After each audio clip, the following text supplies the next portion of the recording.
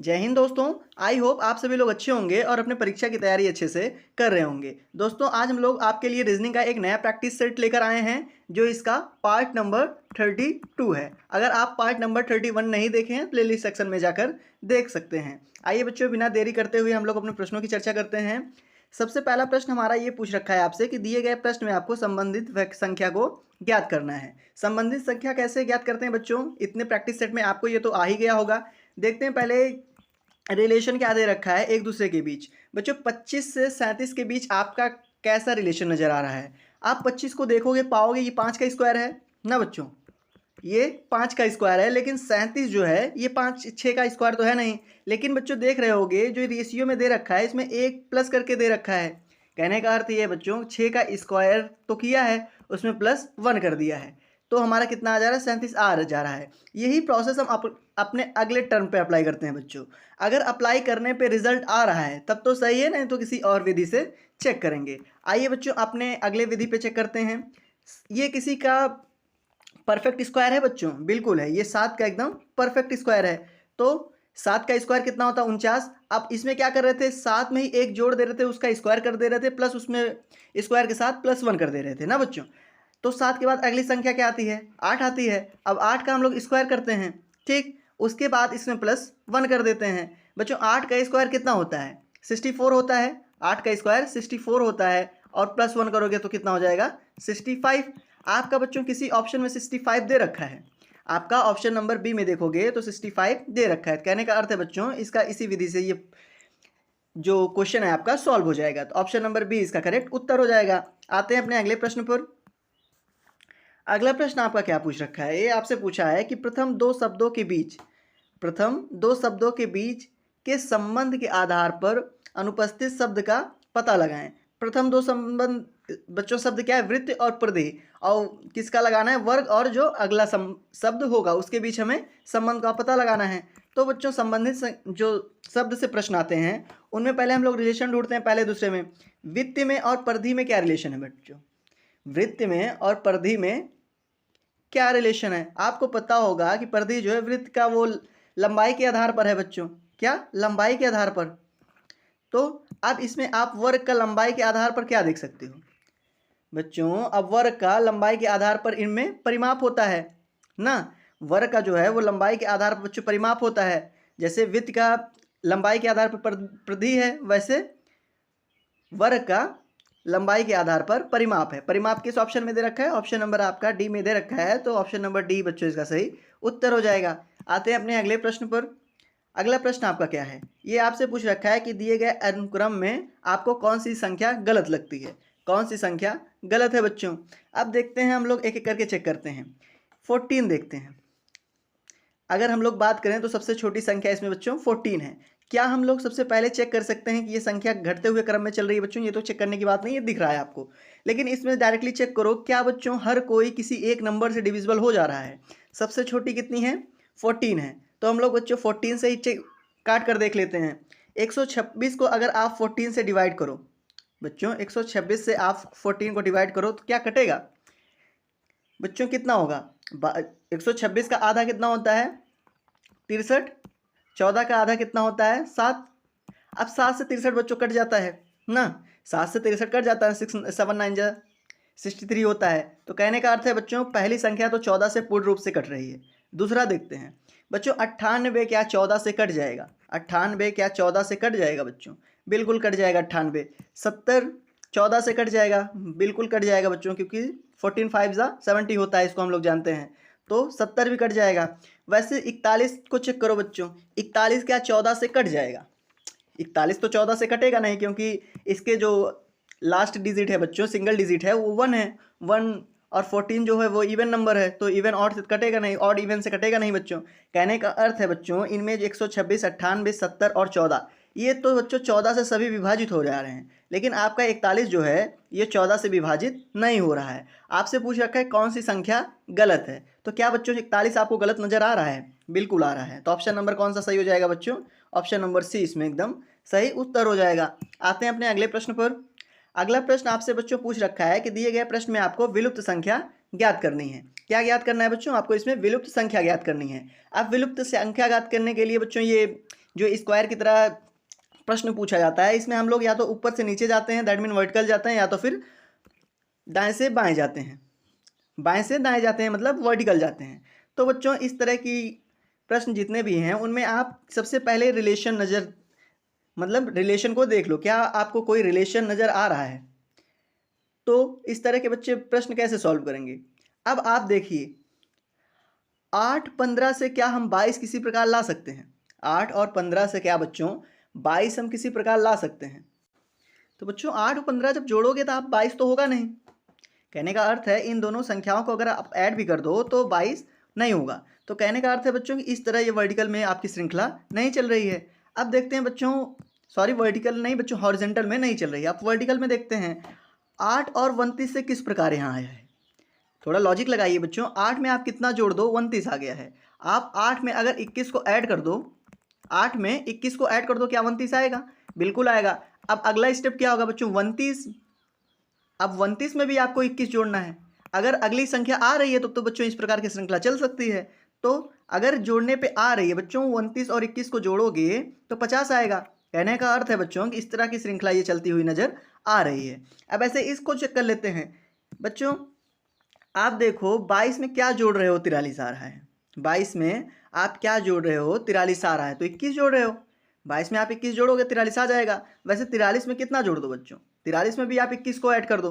43 में जब 21 को ऐड करोगे तो 64 आ जाएगा। कहने का अर्थ है बच्चों कि हर एक श्रृंखला वर्टिकल क्रम में 21-21 बढ़ते हुए आ रही है। अब 15 में हम लोग 21 को ऐड कर देते हैं, 15 में 21 को ऐड कर देते हैं तो कितना आ गया बच्चों आपका, 15 में 21 को ऐड करने पे 36 आ रहा है। अब 36 में आप 21 फिर ऐड कर दो, 57 अगर आ जाए तो उसका सही आंसर हो जाएगा। बच्चों 36 में अगर 21 आप ऐड करोगे तो बिल्कुल 57 आएगा। कहने का अर्थ है बच्चों कि ये प्रकार की श्रृंखला इसी तरह चल रही है, 21-21 ऐड करके चल रही है। तो 15 में आप 21 जोड़े थे तो कितना आया था बच्चों, यहाँ 36 आ गया था। 36 किस ऑप्शन में आपके, ऑप्शन नंबर ए में 36 दे रखा है, तो ऑप्शन नंबर ए ही इसका सही आंसर हो जाएगा। आते हैं बच्चों अपने अगले प्रश्न पर। अगला प्रश्न आपसे पूछ रखा है कि नीचे दिए गए समीकरण में जो गणितीय प्रतीकों के किस क्रम को बच्चों बदल देने से, मतलब किस क्रम को बदलने के बाद स्थान पर रखा जा सकता है। तो बच्चों इसके स्थान पर कौन सी गणितीय प्रतीक रखा जा सकता है। जो आपको स्टार की तरह दिख रहा है इसके प्लेस पे हम ऐसे कौन से समीकरण इसमें रख दें बच्चों, गणितीय समीकरण, जिससे ये श्रृंखला एकदम सही हो जाए। तो बच्चों एक एक करके हम लोग चेक कर लेते हैं, लेकिन एग्जाम हॉल में आपके पास उतना समय तो होगा नहीं, तो आप थोड़ा लॉजिक के साथ इस प्रश्न को सॉल्व करिएगा। अगर बच्चों हम लोग पहला स्टेप रखते हैं माइनस का, सबसे पहले माइनस का रख देते हैं। 8 में से 5 माइनस करो तो 3 आ जाएगा।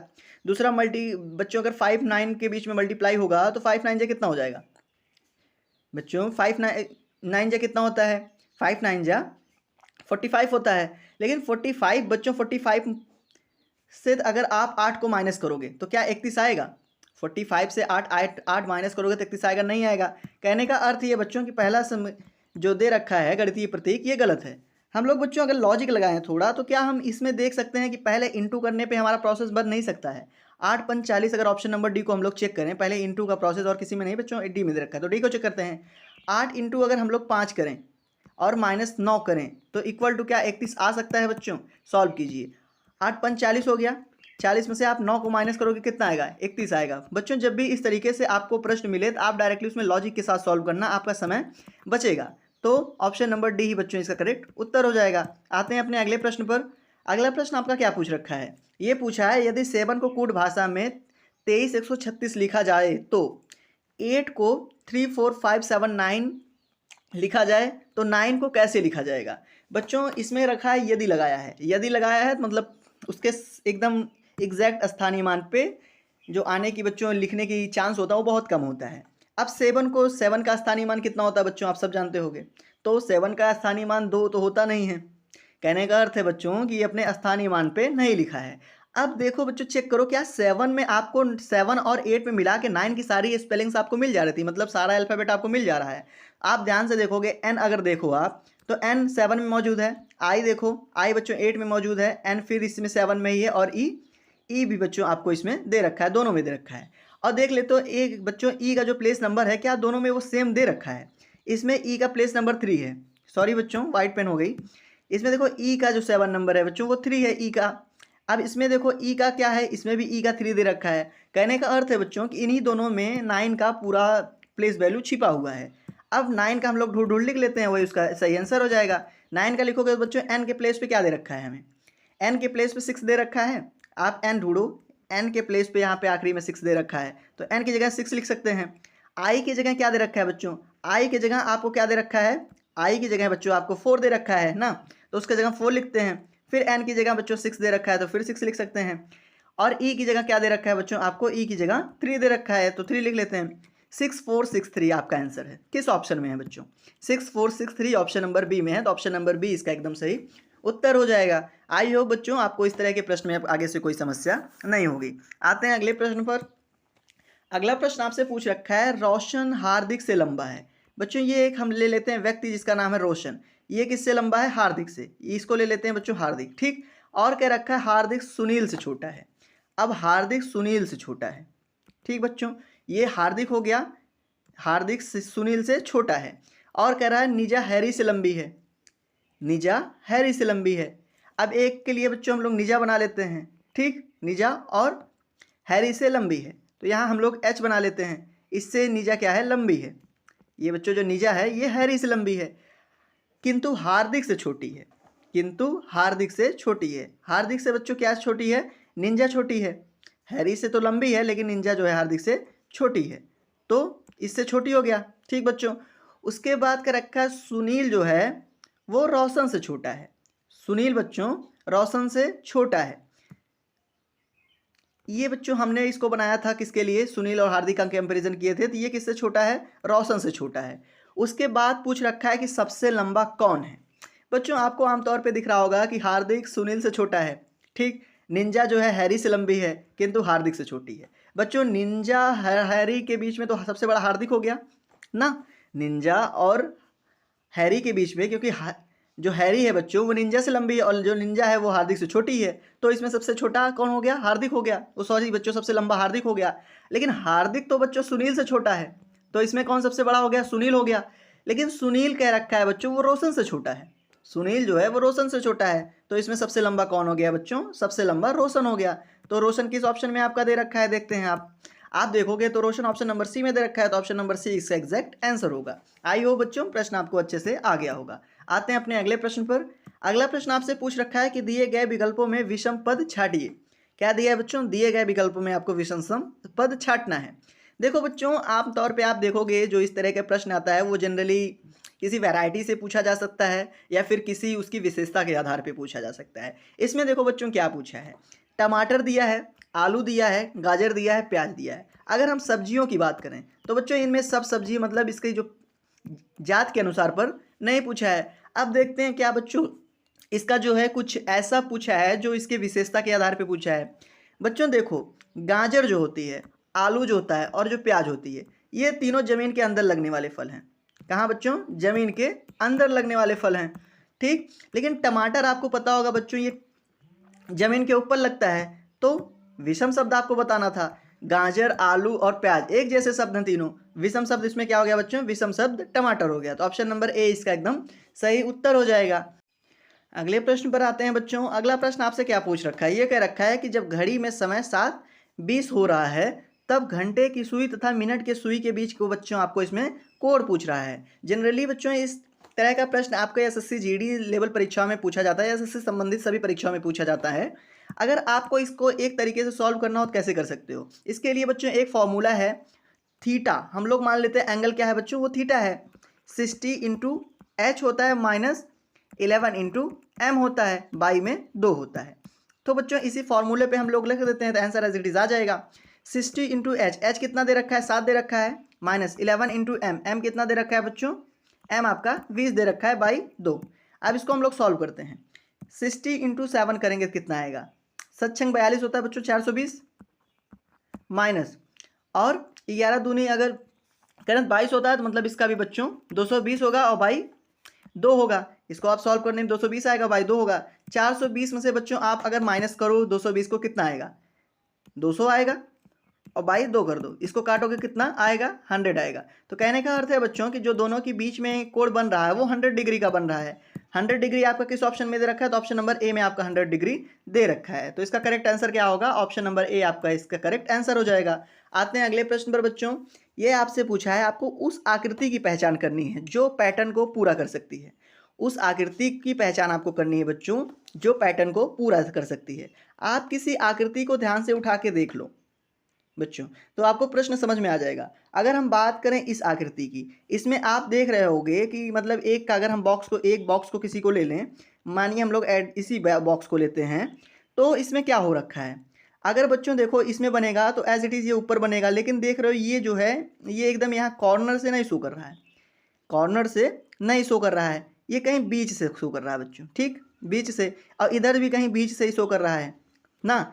और उसके बाद क्या कर रहा है बच्चों, उसके बाद ये ले जाके किसी एक कॉर्नर पे मिला दे रहा है, मतलब ऐसी कुछ आकृति बन रही है। ऐसी आकृति आप ढूंढो। इसमें बच्चों देखो दोनों, एक इस कॉर्नर में छुपा दिया, एक इसमें छुपा दिया है, तो ये नहीं हो सकता, इसमें तीनों कॉर्नर कॉर्नर है, तो मतलब ऑप्शन ए बी दोनों गलत हैं। सी में देखो बच्चों, सी में देखोगे तो सब सही है, बशर्ते ये एक गलत है। लेकिन ऑप्शन नंबर डी देखोगे बच्चों एज इट इज ऐसे बन रहा है, तो कौन सा करेक्ट आंसर होगा इसका बच्चों, ऑप्शन नंबर जो 4 जिसमें दे रखा होगा वो करेक्ट है, मतलब ऑप्शन नंबर डी एकदम सही आंसर है। आई होप बच्चों आपको सारे प्रश्न अच्छे से समझ में आ गए होंगे। आप मिलते हैं बच्चों अपने अगले पार्ट में। धन्यवाद।